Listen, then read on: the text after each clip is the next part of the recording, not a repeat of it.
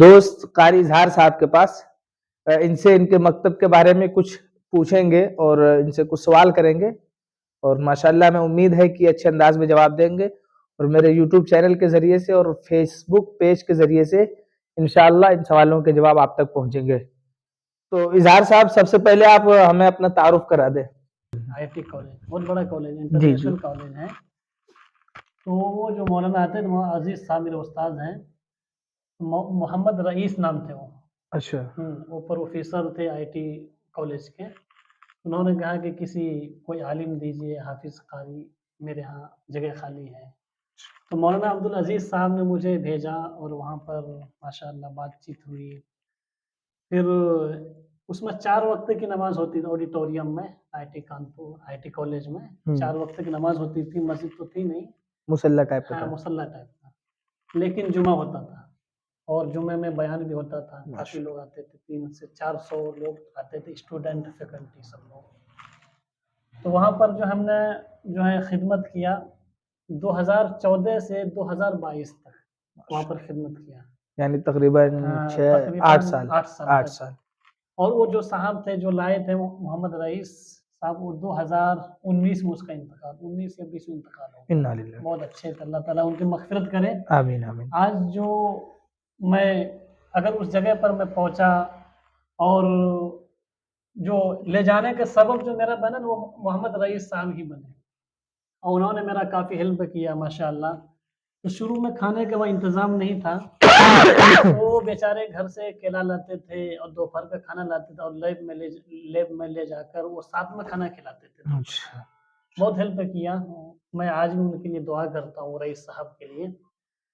پھر ماشاءاللہ 2022 تک میں وہاں پر رہا۔ پھر ہم نے سوچا کہ اپنے علاقے میں ہی کچھ دینی ماحول پیدا کرنا۔ اچھا، وہاں چھوڑنے کے کوئی خاص ریزن، کوئی خاص وجہ؟ خاص ریزن صرف یہی تھا کہ ایک نہ ایک دن تو مجھے چھوڑنا ہی پڑے گا یہاں سے۔ تو میں ایسا کرتا ہوں کہ یہاں تو کوئی آ کر میری جگہ پر آ کر کوئی امامت کر ہی لے گا، لیکن اگر علاقے میں اس کی زیادہ ضرورت ہے، میرے دل میں ایک یہ تھا، آپ کا جہاں گاؤں ہے، جہاں گھر ہے، اس علاقے میں زیادہ ضرورت ہے، تو میں نے سوچا کہ ایک دینی ادارہ ہو جائے اور لڑکیوں کے مدرسہ ہے۔ دل میں یہ سوچ ہے، اللہ تعالیٰ جو ہے قبول کرے آگے چل کے، اللہ تعالیٰ آپ کے لیکن کوشش میں لگا ہوا ہوں کہ اللہ آپ کی کوشش کو کامیاب کرے، ذریعہ بنائے اللہ تعالیٰ اس کے ساتھ۔ تو پھر گھر جب آئے تو میں نے سوچا بھی کہیں جا کر امامت کروں گا، حالانکہ وہ لوگ آنے نہیں دیتے تھے۔ اچھا، ہم نے کہا دیکھیے میں اب اپنے علاقے میں ہی کام کرنا چاہتا ہوں، دین کی خدمت۔ تو میں نے دیکھا کہ گاؤں میں اس کی سخت ضرورت ہے، دینی ماحول لانا۔ دین یعنی بچوں کے اندر جہالت بہت زیادہ، ان پڑھ زیادہ ہے، دینی اعتبار سے بھی اور دنیا کے اعتبار سے بھی۔ تو یہ سوچ کر میں نے ایک مکتب کا آغاز کیا۔ یہ مکتب کہیے یا مدرسہ کہیے، میں نے اس کا آغاز کیا۔ اس کا نام ہم نے رکھا مدرسہ دار ارقم بنیادی سنولہ۔ بس میری یہی گزارش ہے کہ دعا کیجیے آپ لوگ کہ اللہ تعالیٰ جو ہے اس کو قبول کرے، اور کوئی جو ہے اللہ تعالیٰ قبول کرے۔ یہ ابھی تو یہ مکتب کی شکل میں، اللہ تعالیٰ اس کام کو آگے بڑھائے۔ اچھا، کوئی اگر آپ سے اس مکتب کو اور بڑھانا چاہے، کوئی آدمی ہیلپ کرنا چاہے، تو آپ سے کانٹیکٹ کا کیا ذریعہ ہو؟ اپنا موبائل نمبر بتا سکتے ہیں؟ ہاں، میرا موبائل نمبر ہے 7703048195۔ اچھا، ماشاءاللہ۔ اور مشورہ بھی دے سکتے ہیں کہ اس رول سے آپ پڑھا سکتے ہیں، اس طرح آپ کو چلا سکتے ہیں انشاءاللہ۔ اس کو یعنی جس کوئی اگر مشورہ دینا چاہے کہ کس طریقے سے دینی ماحول بنے گا یا پھر تعلیم میں کس طریقے سے ترقی ہو سکتی ہے، تو آپ کو مشورہ اس نمبر پہ دے سکتے ہیں۔ دل میں بس یہی ایک ارادہ ہے کہ بچے پڑھ لیں۔ ہاں، کیونکہ گاؤں کے بچے زیادہ تر جو ہے نا، بہت سارے بچے پہلے تو ادھر ادھر جا کے تعلیم حاصل کر لیتے تھے، اب لیکن وہ ماحول نہیں ہے، ماں باپ بھی نہیں بھیجنا چاہتے، وہ یہی چاہتے ہیں کہ ہمارا بچہ گاؤں میں ہی رہ کر کے پڑھ جائے۔ اس کے لیے کوئی نہ کوئی اسباب اور ذریعہ اگر بن جائے تو گاؤں کے بچے بھی پڑھ جائیں گے، ورنہ ہو سکتا ہے وہ بھی ان پڑھ رہ جائے۔ کیونکہ گاؤں میں جو آج کل ہم بھی وہ ماحول دیکھ رہے کہ لڑکا 8 سال کا، 10 سال کا، 12 سال کا ہوتا ہے، وہ کمانے کے لیے دلی، ممبئی، پنجاب، پٹنہ بھیج دیتے ہیں، تاکہ کچھ نہ کچھ ذریعہ بن جائے گا آنے کا۔ جو اگر بچپنے میں بچہ نہیں پڑھ پاتا ہے تو آخر عمر تک بھی اس کی تعلیم نہیں ہو پاتی، جس کی وجہ یہ ہوتی ہے کہ بچپنے میں انہوں نے تعلیم حاصل نہیں کی ہے، تو اس بنا پر وہ تعلیم سے بالکل ناقص رہ جاتے ہیں اور یتیم رہ جاتے ہیں. آگے چل کر کے بھی ان کو وہ تعلیم مل ہی نہیں پاتا کیونکہ پھر ذمہ داری بڑھ جاتی ہے. دوسری چیز ایک چیز اور جی اظہار بھائی وہ ایک بات پوچھنا چاہ رہے تھے. آپ جو یہاں پر جو مکتب چلتا ہے اس میں تقریباً کتنے بچے تعلیم حاصل کرتے ہیں؟ شروع میں تو 20 بچے سے آغاز ہوا تھا. اب الحمدللہ ابھی جو فی الحال ہے میرے رجسٹر میں نام تو 85 لڑکے کے نام ہے، لیکن ابھی ٹھنڈ کی وجہ سے تھوڑے بچے جو ہے کم آ رہے ہیں. 70 75 کسی دن 65 یعنی 70 تک ابھی فی الحال تو آ رہے ہیں. کبھی کسی دن ایسا ہوتا ہے کب دن اچھا رہتا ہے جیسے ٹھنڈ کم ہو تو پھر اس میں بچے بڑھ جاتے ہیں 80 تک بچے. اچھا تعلیم کا وقت کیا ہے؟ وقت جو ہے صبح جو ہے 7:45 بجے سے 9:45 بجے تک، اور پھر جو ہے مغرب سے عشاء تک 2 ٹائم کا ہے.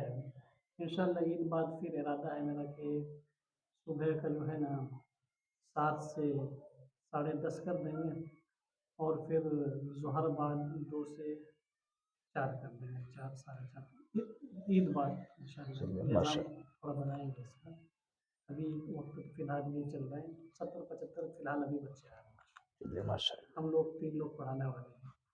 ایک لیڈیز ہے سسٹر، وہ انگلش ہندی وغیرہ پڑھاتی ہے، اور ایک حافظ قاری ہے ماشاء اللہ وہ پڑھاتے ہیں. ایک ہم پڑھاتے ہیں. چلیے ماشاء اللہ. کہ کبھی جیسے کہ وہاں رہتے تھے تو وہاں رہنے میں کبھی کوئی مشکلات؟ الحمدللہ کوئی مشکل نہیں کیونکہ آیا. مولویوں کے ساتھ تو اکثر مشکلوں کا سامنا میرے کرنا ساتھ پڑتا. اللہ کی رحمت ہمیشہ رہی چلیے ماشاءاللہ، ماشاءاللہ. اور کسی چیز کی پریشانی نہیں. بہت اچھے لوگ تھے ماشاءاللہ اور کافی عزت ملتی تھی مجھے. دوسری چیز یہ ہے کہ میں نے جو جب ہم وہاں رہتے تھے تو جس علاقے میں ہم رہتے تھے نانکاری کہلاتا ہے، وہ بہت بڑا گاؤں ہے، بڑی بستی ہے وہ.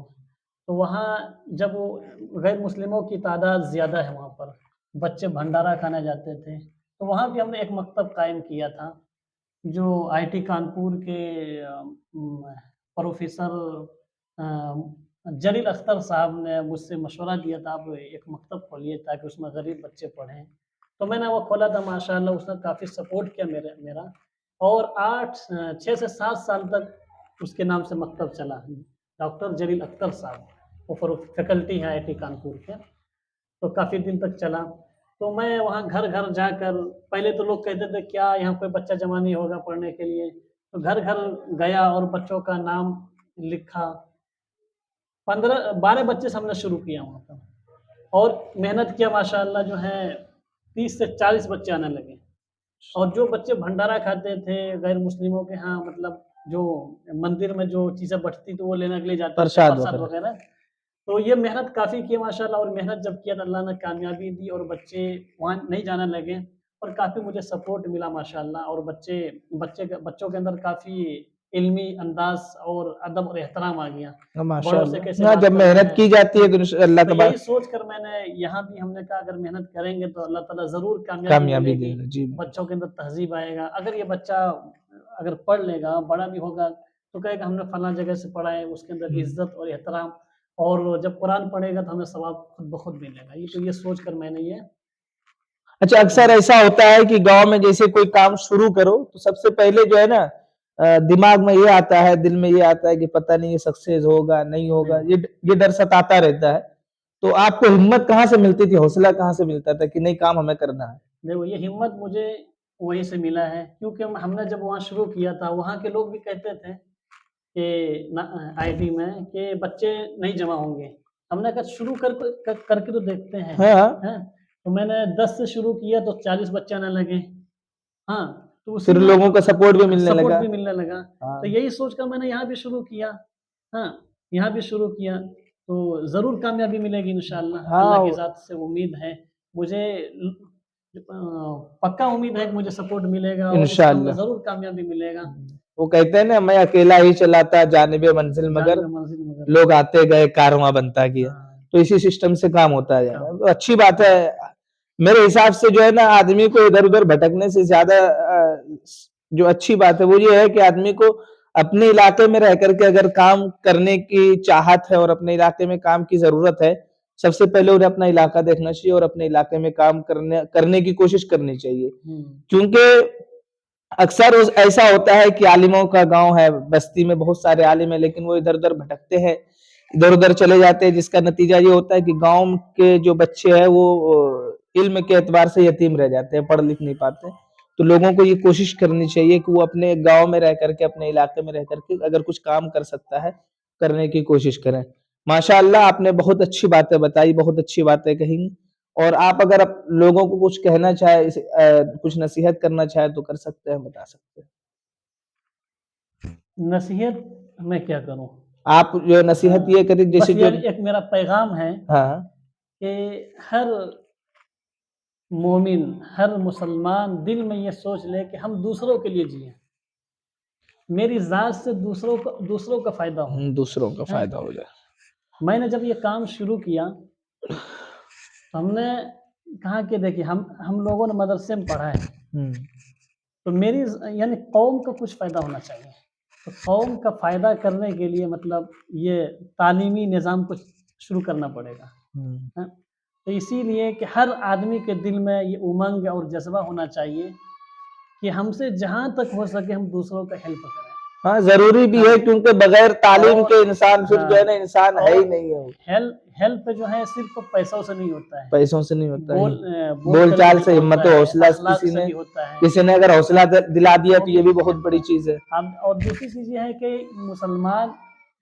مسلمان نام اسی کا ہے کہ جو دوسروں کے لیے کام کرے، دوسروں کے لیے یعنی اپنے سے دوسروں کو اچھا سمجھے۔ اگر کوئی مجھے گالی دے، اگر آپ تو ہمیں چاہیے کہ اس گالی کے بدلے ہمیں گالی نہیں دینا ہے، ہمیں بلکہ اچھائی کے ساتھ اس کے ساتھ پیش آنا ہے۔ اگر وہ پتھر برسا رہا ہے تو ہمیں چاہیے، اسلام کہتا ہے کہ تم اس کو پھول برساؤ۔ یہی تو صحابہ کرام کا اخلاق تھا، اور نبی کا اخلاق یہی تھا، تو ہمیں جو ہے اس اخلاق کو لینا ہے۔ اگر ہم اس اخلاق کو لے لیں گے تو آج ہم سے غیر مسلم بھی محبت کریں گے، ہم سے بری نگاہ سے نہیں دیکھیں گے۔ بس یہی میرا ایک پیغام ہے کہ ہر مومن، ہر مسلمان اپنے دل میں یہ ٹھان لے اور امنگ رکھے کہ ہمیں دوسروں کے لیے اچھا کرنا ہے۔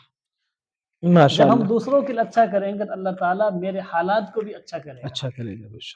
ماشاءاللہ آپ نے بہت اچھا اور بہت عمدہ باتیں بتائی ہیں، اور ہمیں امید ہے کہ انشاءاللہ آس پاس کے لوگوں کا اور محلے والوں کا اور اڑوس پڑوس کا آپ کو فل سپورٹ ملے گا، اور ہم اللہ تبارک و تعالیٰ سے ہمیشہ آپ کے لیے دعا کرتے رہیں گے کہ اللہ آپ کو ہمیشہ کے لیے کامیاب کرے، اور لوگوں کو، جو لوگ یہاں پر علم حاصل کرنے کے لیے آتے ہیں، اللہ ان کو بھی کامیاب کرے، اور ان کے ذریعے سے جو لوگ نہیں آتے ہیں وہ لوگ بھی علم حاصل کرنے والے بن جائیں۔ ماشاءاللہ۔